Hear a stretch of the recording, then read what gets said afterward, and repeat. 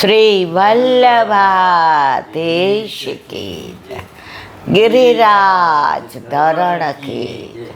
શ્યામ સુંદર શ્રી અમને મારા શ્રી ગુસાઈજી પરમ દયાળ કી જય. શ્રી ગોકુલ નાથ કી જય. દાવ દયાળ કી જય. શ્રી નવનીત પ્રિયા લાલ કી જય. अपने माथे બિરાજતા સેવ્ય સ્વરૂપ કી જય. બધાય વૈષ્ણવને જાજા કરીને જય શ્રી કૃષ્ણ. જય શ્રી કૃષ્ણ. રાધાજીના પ્રાગટ્યોત્સવની સર્વ વૈષ્ણવને ખૂબ ખૂબ વધાય, ખૂબ ખૂબ વધાય, ખૂબ ખૂબ વધાય. વિશાખાજીના પ્રાગટ્ય ઉત્સવને સૌ બધાય વૈષ્ણવને ખૂબ ખૂબ વધાય, ખૂબ ખૂબ વધાય, ખૂબ ખૂબ વધાય. પુષ્ટિમાર્ગ એટલે ઉત્સવ, પુષ્ટિમાર્ગ એટલે આનંદ, પુષ્ટિમાર્ગ એટલે પરમાનંદ, પુષ્ટિમાર્ગ એટલે ઉલ્લાસ. એટલે જ કે છે વલ્લભનો દાસ કદી ન હોય ઉદાસ. જો હોય ઉદાસ તો ન હોય વલ્લભનો દાસ. આપણા દરેક કીર્તન જુઓ, દોડ જુઓ. આજે આનંદ મારા રે અંગમાં રસવાદ્યો છે રૂઢા રે અંગમાં. પધાર્યા રે પધાર્યા રે શ્રી વિઠ્ઠલના ધન ચર્યો ભરી ભરી નિરખું રે. કોઈ પણ ધોળ જુઓ, કોઈ પણ આનંદની જ વાત હોય. આજ આનંદ વધાવનો. અને સૌથી વિશેષ નંદ ઘેર કૃષ્ણ નથી થયા, નંદ ઘેર પરમાત્મા નથી થયા, નંદ ઘેર બ્રહ્મ નથી થયા, નંદ ઘેર ભગવાન નથી થયા, નંદ ઘેર પરબ્રહ્મ નથી થયા, નંદ ઘેર આનંદ ભયો છે. હવે આપણે બધા પ્રભુમાંથી છૂટા પડ્યા તો ઠાકોરજીમાં સતચિત્ત આનંદ સચ્ચિદાનંદ રૂપાય. ભાગવતનો પહેલો શ્લોક. તો પ્રભુ કેમ આટલા પ્રસન્ન? એમની પાસે સત, ચિત્ત અને આનંદ. આપણી પાસે છૂટા પડ્યા તો સત ને ચિત્ત છે, આનંદ ખોવાઈ ગયો છે. એટલે શોધીએ છીએ શું? આનંદ શોધીએ છીએ ચારે બાજુ, છે અંદર. ઓલું હરણ હોય ને, હરણ, એને કસ્તુરીને એટલી સુગંધ આવે ને, દોડા દોડ કરે, થાકીને ઠેં થઈ જાય. પછી ખબર પડે કે સુગંધ તો મારામાંથી જ આવે છે. તો વલ્લભે કહ્યું છે કળિયુગ આવશે,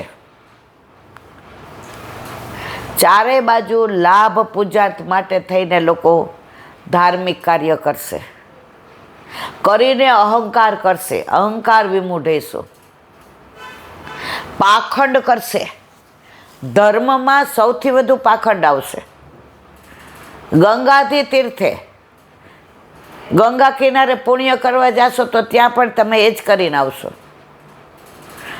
ન જોવો એ જ જોઈને આવશો. ત્યારે ક્યાં જઈશ? ક્યાંય નથી જવાનું. ક્યાં જાવું એ તારામાં સમજ નહીં રહે. ઠાકોરજી કે કાંઈ વાંધો નહીં, વલ્લભ કે કાંઈ વાંધો નહીં, તારે ક્યાંય નહીં જવાનું, હું તારી પાસે આવી જાઉં. રસ્તા અનેક, મૂંઝાઈ જઈએ, મેં ઉધર જાઉં કે ઇધર જાઉં. ઠાકોરજી કે આ બધામાં પડવું નથી. એ બધાય ભલે ઇધર ઉધર ભટકે, હું તારા ઘરે આવી જાઉં. પછી તારે પૂછવાની જરૂર ખરી? હવે હરણને ન ભટકવું પડે, ખબર પડી ગઈ કસ્તુરી મારી નાભીમાં. એમાં વલ્લભે આપણા માથે આપણા ઠાકોરજી પધરાવી દીધા કે તારા તન મન ધનથી સેવા કર. યથા દેહે તથા દેવે, તારાથી થાય એટલું. જો તમે કોઈ પણ વસ્તુ પરાણે કરવા જાઓ ને એટલે થાકી જાઓ. થાકી જાઓ એટલે શું થાય? ભાર લાગે. ભાર લાગે એટલે શું થાય? ભાવ જતો રહે. હવે ભાવ જતો રહે ને, પણ ઠાકોરજીને આનંદ ન આવે ને આપણને ન આવે. તમે સાંજે પ્રેસેથી 8 વાગે આવતા, બરાબર? હવે રસોઈ તૈયાર હોય, હું ઓફિસથી આવી હોઉં, કપડાં વાળ્યા, વાસણ ચડાવ્યા, પાણી ભર્યા, બધે પોતા મારી દીધા અને સાંજની રસોઈ કરી. ત્યાં તમે આવો, મનમાં રાજી થતી હો કે આમને થેપલા ને સૂકી ભાજી ભાવે છે, મરચાં તળ્યા છે અને વઘારેલું દહીં છે, એમને ગમશે. હવે આવીને તમે એમ કહો હું ઢોસાનું ખીરું લઈ આવું, ઢોસા બનાવું, તો જો ઓલું બનાવ્યું હતું એને તમને ખવડાવવાનો મારો ભાવે જતો રહ્યો. હું પત્ની છું એટલે ના ન પાડું. હું કહું સારું લેતા આવો. મનમાં એમ થાય કે આજે આટલું સરસ બનાવ્યું છે, ખાધું હોત તો કેટલું સારું હતું. તો લૌકિકમાં આપણને આવું થાય. પ્રભુ કે હું તને કાંઈ નહીં કહું, તારો લૌકિક હોત તો તને વરસમાં 2-4 વાર આવું કહેશે. વલ્લભે મારા કાનમાં કીધું છે, મારો વૈષ્ણવ રાખે એમ રહેવાનું. આપણા ઠાકોરજી કોઈ દી આપણને ન કહે ભાવ્યું ન ભાવ્યું, મીઠું વધુ છે ઓછું છે, આજે આ બનાવજે ને, કેમ એને મન નહીં થતું હોય. પણ કોક વાર ઓચિંતાનો આરાધ્ય કે આકાશ કે બોલે ને ત્યારે હું સમજી જાઉં કે ઠાકોરજીએ કીધું માગીને. સવારમાં સ્કૂલે જતો હોય ને કહેતો જાય, બા આજે ગોળના લાડવા બનાવજો. એટલે આપણે સમજી જઈએ કે જય શ્રી કૃષ્ણ બોલીને આજે કહીને ગયો એટલે ઠાકોરજીએ જતાવ્યું. આ બધું ક્યારે થાય? જ્યારે આપણા ઘરે આપણા માથે આપણા ઠાકોરજી બિરાજતા હોય તો. મંદિરવાળા ઠાકોરજી કાંઈ કહે? ત્યાં તમે પૈસા ધરો તો કણકો મળે. આપણા ઠાકોરજી ઊંધું છે, આપણે બધું સમર્પણ કરી દીધું. ઠાકોરજી કે કાંઈ વાંધો નહીં, તે તારું બધું આપી દીધું ને, એટલે મારા સહિત તારું બધું. હવે પ્રભુના ચરણમાં લક્ષ્મી, આપણે કંઈ રખડવાની જરૂર છે? પ્રભુના મુખમાં વાણી, આ વાણી આવી. પ્રભુ સાક્ષાત પૂર્ણ પુરુષોત્તમ. ક્યાં જવું જ તમારે? ક્યાંય નહીં. હા, સાંજે ટાઈમ મળ્યો તો ઓલી બાઈને પેલી બાઈને આંટો મારવા ના, અવશ્ય મંદિરે જવાનું.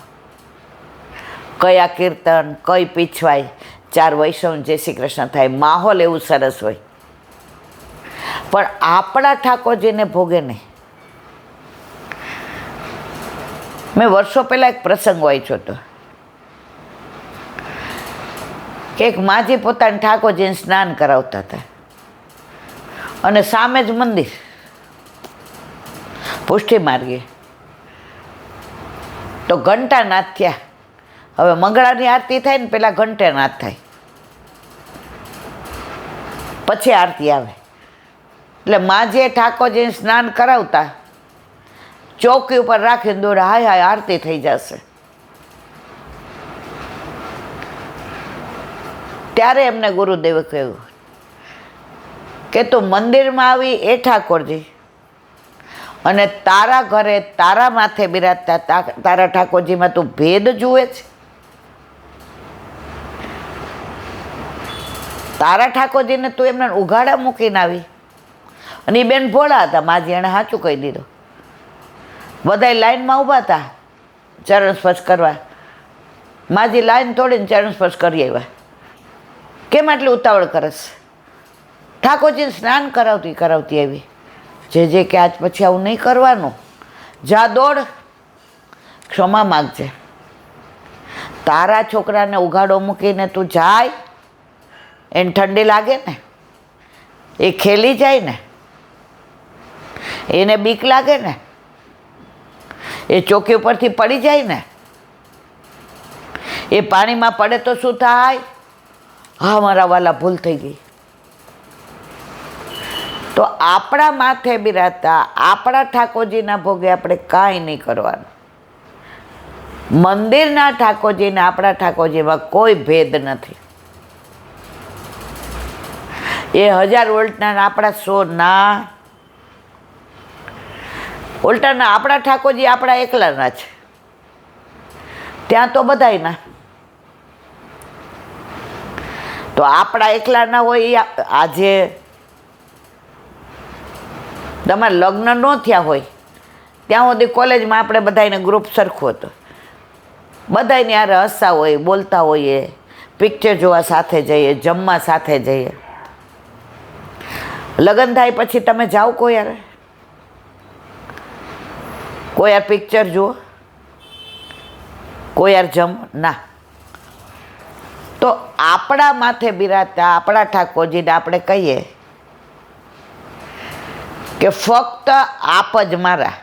તો સામે ઠાકોરજી કહે છે તારા સિવાય મારું બીજું કોઈ નહીં, હું તારા માથે બિરાજું છું. અત્યારે કોઈ પૂછે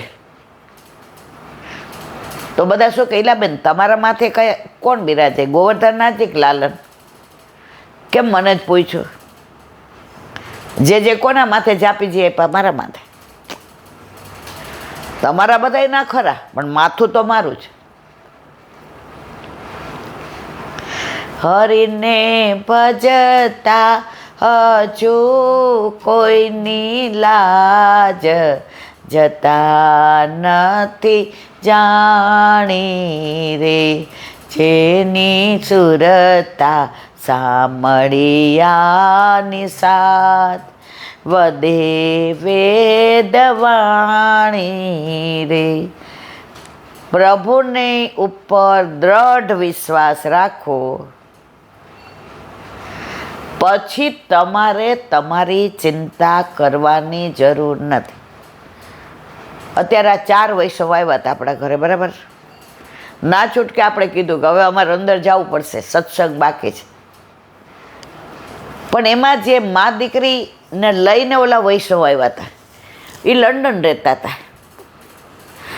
હવે દીકરી ગુજરાતી સમજે પણ બોલી ન શકે, તો એને લઈને એની મમ્મી આવી. એની મમ્મી 40ની હતી અને આ દીકરી 20ની હતી. આવીને કેવી પગે લાગી, ગળામાં કંઠી, જય શ્રી કૃષ્ણ. ત્યાં જોર્જિયામાં હોસ્ટેલમાં રહી. હવે એની મમ્મી કે મને ચિંતા થતી હતી કે આણે ઠાકોરજી સિવાય બીજું જોયું નથી, કૃષ્ણ સિવાય એણે કોઈને જોયો નથી, પ્રેમ કર્યો નથી. હવે એ હોસ્ટેલમાં રહેશે તો કેવો સંગાથ મળશે, કોને ભેગું રહેવું પડશે.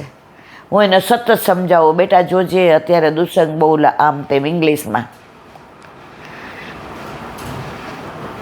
પણ એ તમારો સત્સંગ સાંભળે ને હું સાંભળું. સાંજે બે ભેગા થઈએ હોસ્ટેલમાં, તો હવે બધું નક્કી કરીએ. હવે તો આવીને એ સત્સંગ મૂકે અને અમે જમતા જમતા સાંભળીએ. હવે એવી ચિંતા થતી હતી કે નાની છે, એકલી મોકલવાની છે, પણ આવી સરસ કોલેજમાં એડમિશન મળી ગયું છે. પણ આંટી આપણા કરતાં તમે કહો છો કે આપણા ઠાકોરજીને વધુ ચિંતા. એને જે રૂમ પાર્ટનર મળી એ આના કરતાંય ભગવદી દીકરી છે ને મોટી છે. તો એ દીકરી પણ ભગવદી. હવે એ પ્યોર વૈષ્ણવ. તો એની મમ્મી કે ઈલા આંટી તમે કહો છો ને કે આપણા કરતાં આપણા ઠાકોરજીને આપણી ચિંતા વધુ. તો મારી બધી ચિંતા 1 મિનિટ એમણે લઈ લીધી. હવે લંડનમાં રહે છે, પરણીને ગઈ અને ડાયવોર્સ થઈ ગયા. આ દીકરીને સંસ્કાર આપવા પોતાને ભેગી રાખી. એટલે મેં કીધું તું તો હજી નાની છો, કેટલા વર્ષથી? મને કે મારા ઠાકોરજીએ મને કાનમાં કીધું કે મારા સિવાય તું કોઈ નહીં, ભાગે કોઈનો ભાગ નહીં. તો ઠાકોરજી પુશ કર્યા. હવે જોબ ઉપર જાઉં, સવારે વહેલા સેવા પહોંચી લઉં અને જે આજ્ઞા આપી કે ઉત્સવે તાર સખડી ધરવાની. અરે પરાકાષ્ઠા કહું ઈલાંટી તમને. હવે શ્રૃંગારને બધું હાથે બનાવું છું, કારણ કે હવે હું ને મારી દીકરી